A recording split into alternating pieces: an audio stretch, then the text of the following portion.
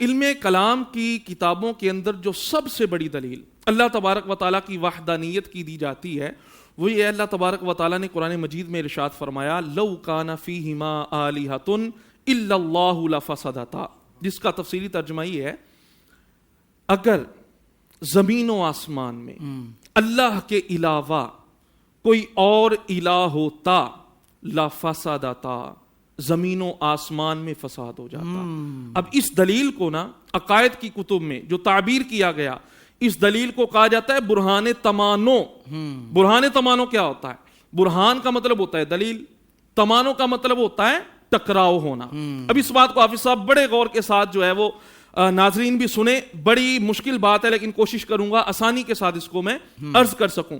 برہان تمانو کیا ہے؟ دیکھیے، اگر زمین و آسمان میں دو الہ ہوتے، اللہ نے فرمایا زمین و آسمان میں فساد ہو جاتا، کیسے؟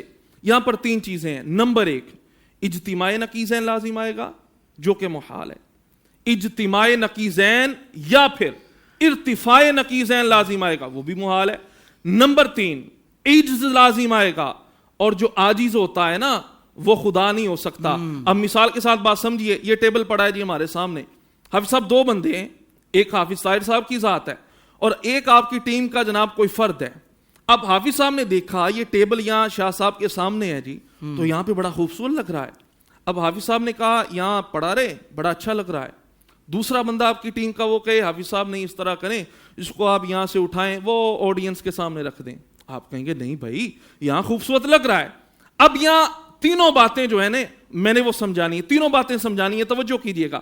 اب یا تو یہ ٹیبل یہاں بھی رہے گا یا وہاں بھی جائے گا، یہ ہو ہی نہیں سکتا بھائی، ٹیبل ایک ہے، اجتماع نقیضین لازم آ رہا ہے، یہ یا تو یہاں رہے گا یا وہاں رہے گا۔ نمبر دو، دونوں کی بات نہ مانو جی، یہ بھی نہیں ہو سکتا بھائی، ٹیبل تو ہے نا، یا یہ یہاں ہوگا یا یہ وہاں ہوگا، ارتفاع نقیضین یہ بھی محال ہے۔ تیسری چیز، ایک کی بات مان لو، حافظ صاحب بڑے ہیں جی، حافظ صاحب کی بات مانی جانے، حافظ صاحب کی بات مانی جائے گی۔ اچھا حافظ صاحب کی بات مان لی، ٹیبل یہیں پڑا رہا، جو دوسرا بندہ تھا اس نے کہا اس کو اٹھا کے وہاں رکھو، اس کی نہیں مانی گئی، آپ کا حکم مان لیا گیا، اور دوسرا جو تھا اس کا حکم، اس کی بات نہیں مانی گئی، اس کا عاجز ہونا لازم آیا۔ اب دیکھیے اللہ تبارک و تعالیٰ نے جو ارشاد فرمایا نا اگر زمین و آسمان میں دو الہ ہوتے فساد ہو جاتا۔ کس طرح فساد ہوتا؟ ایک خدا کہتا معاذ اللہ سورج مشرق سے نکلے، اگر خدا ہوتا دوسرا وہ کہتا نہیں میں تے کٹنا مغرب لوں، کیا ہوتا؟ پھر دونوں میں سے یا تو دونوں کی بات مانی جائے، سورج مشرق سے بھی نکلے مغرب سے بھی نکلے، یہ تو ہو ہی نہیں سکتا بھائی، اجتماع نقیضین ہے، یا ادھر سے نکلے گا یا ادھر سے نکلے گا۔ نمبر دو، جی سورج نکلے ہی نہ، یہ کیسے ہو سکتا ہے بھائی؟ ارتفاع نقیضین علماء نے لکھا یہ بھی محال ہے، یہ بھی نہیں ہو سکتا۔ نمبر تین، مشرق سے نکل آئے تو پھر جس نے کہا مغرب سے نکلنا چاہیے وہ عاجز ہو گیا نا، اس کی بات نہیں مانی گئی۔ فرمایا جو عاجز ہوتا ہے وہ خدا نہیں ہو سکتا۔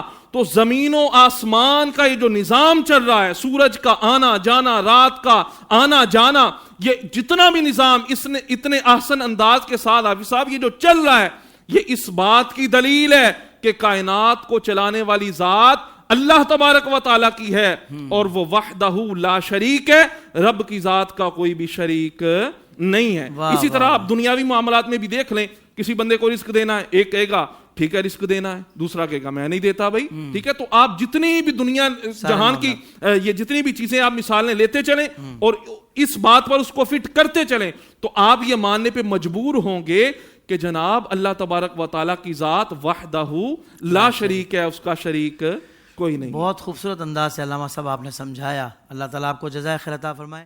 سوشل میڈیا پر اسلام کی صحیح تعلیمات جاننے کے لیے ابھی حافظ طاہر قادری کا نیا YouTube channel Islamic digital studio subscribe کر لیں، اور ہاں نوٹیفیکیشن بیل آئیکن کو بھی پریس کر لیں تاکہ ہماری نئی ویڈیوز آپ تک بر وقت پہنچ سکے۔